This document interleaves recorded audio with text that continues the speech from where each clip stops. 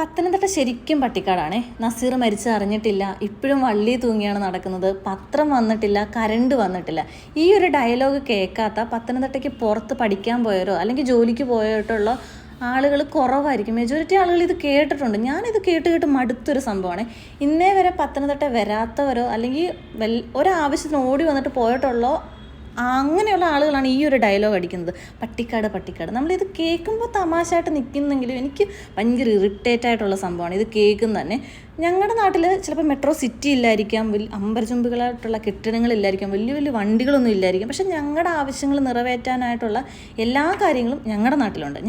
ഞങ്ങളുടെ നാട് വലിയതാണ്, എല്ലാവർക്കും അങ്ങനെയാണല്ലോ. പക്ഷേ ഇങ്ങനെ ഈ കളിയാക്കുമല്ലോ വള്ളി തൂങ്ങി നടക്കുക, എന്നിട്ട് സൗണ്ട് വരെയൊക്കെ ഉണ്ടാക്കുന്നത് കേൾക്കാം. വള്ളി തൂങ്ങി ഇങ്ങനെയാണോ നിങ്ങൾ അടുത്ത വീട്ടിൽ പോകുന്നതെന്നൊക്കെ.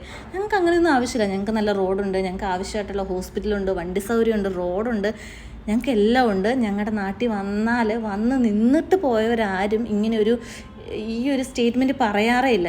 എൻ്റെ അറിവിൽ പറഞ്ഞിട്ടേ ഇല്ല. വന്ന് നിന്ന് പോയിട്ടുള്ള ആരും ഇങ്ങനെ പറഞ്ഞിട്ടില്ല. ഞങ്ങൾക്ക് കാണാൻ കുറേ സ്ഥലമുണ്ട്, ഈ സ്ഥലങ്ങളൊന്നും വന്ന് കാണാത്തവരാണ്. കെട്ടിടങ്ങളൊന്നും അല്ല, ഇങ്ങനെ കുറേ നല്ല സ്ഥലങ്ങളും ഉണ്ട് കേട്ടോ ഞങ്ങൾക്ക്.